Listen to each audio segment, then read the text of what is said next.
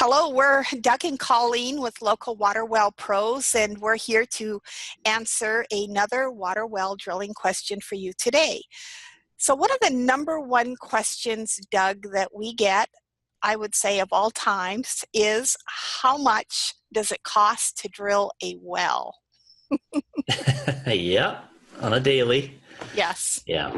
So do you want to cover that, Doug? What does it really cost to drill a well? Sure. My answer is I don't know what it's going to cost us to drill your well. Okay. Frustrating as it is, there's so many variables. Okay. It's not just depth. It depends on the type of well construction, the type of materials that we use. We use the best, that we possibly can so that you have a well that lasts you a long time. Okay. Includes how far away are you from us? Like if we have to charge a mobilization fee, typically we don't. Where we are, we don't. What are your water needs? Are you a family of 15 or are you a family of 3? Okay. There's so many variables. For us, what we like to do is do some research on your property. So you should give us a call. We'll do some research. We'll come out, do a site visit, determine how much water do you need. We'll look at location, that sort of thing. Okay. That's the best answer I can give you. Is unfortunately we can't give you a straight up number without knowing anything about your property and what your needs are.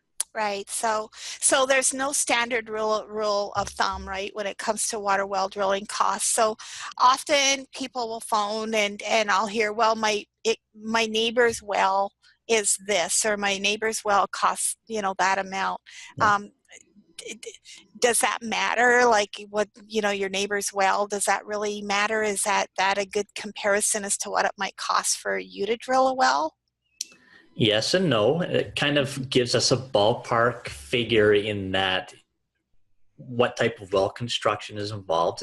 If your neighbor has, casing all the way down and in a screen, then that's an overburden well. So we can kind of, give you an estimate based on that. That helps a little bit, but really we've drilled, next to dry holes, that were 10 feet away and found water, very shallow. So, I mean, we don't know. We can't see into the ground, right? So, right. Yeah, right.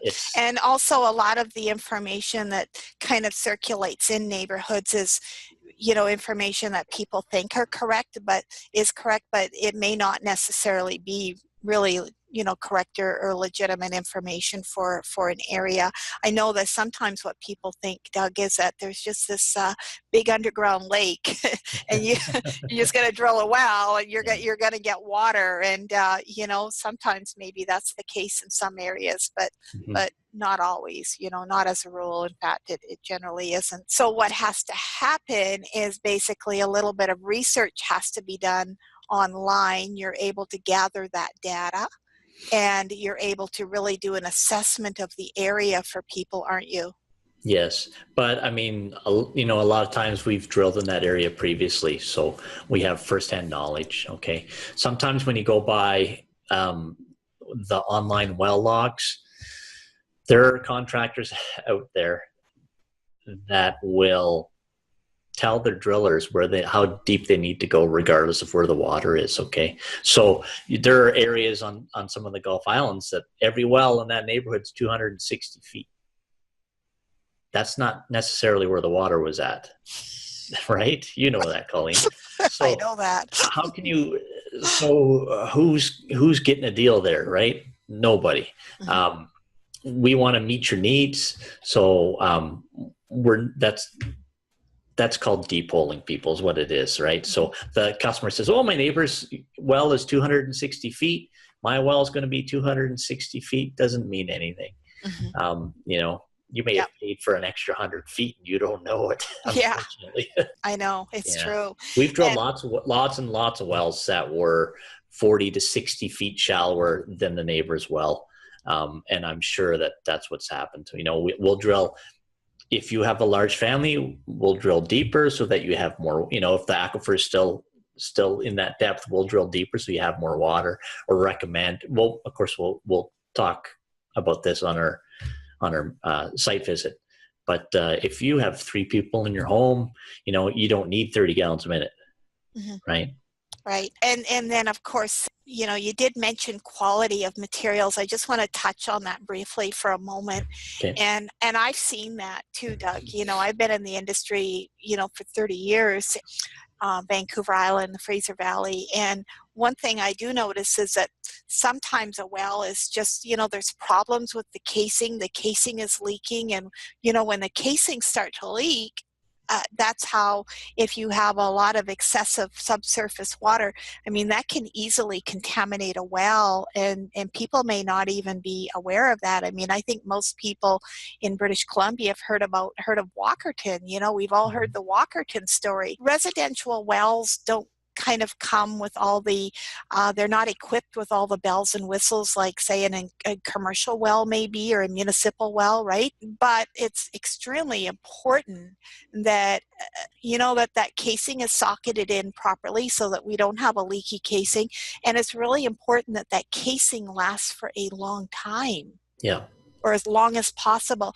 You mentioned quality. Is that kind of where quality of casing comes in? Sure. Now it depends on the type of steel and the wall thickness, and as well, it comes down to construction. There are quite a few contractors that only do a single pass weld on there, so there's a gap. So really, your casing is not as thick at that weld as it is throughout the solid part of it, right? So and they're in a rush, so they do a single pass, it'll make it to where it needs to go. That's good enough. Out of sight, out of mind. Homeowner doesn't see it. 10, 15 years down the road, now he's got, dirty water washing it as well, of course, potential contamination, that sort of thing. Yes. And contamination isn't something that you see.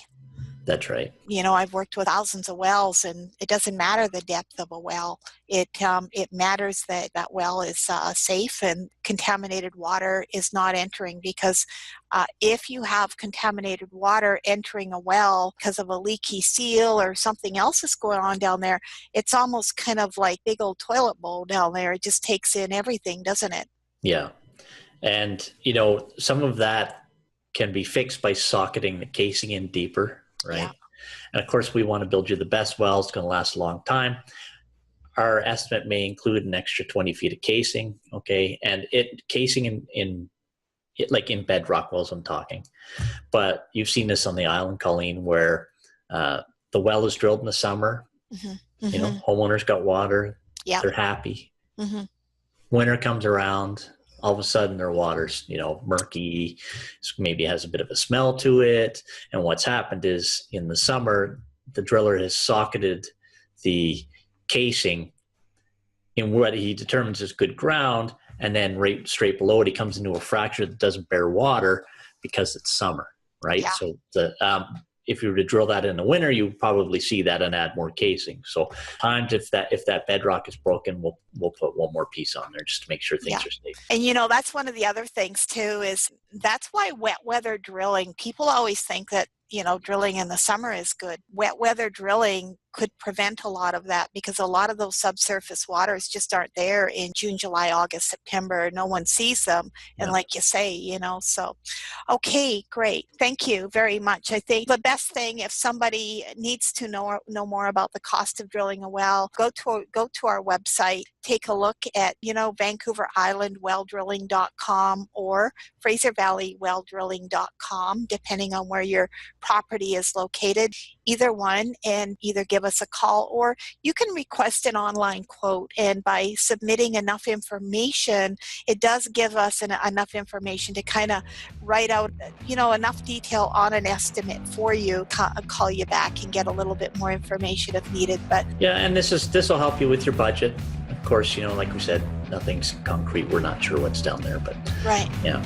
At least you can budget. Great. Okay. Thank you, Doug. Yeah, you're welcome.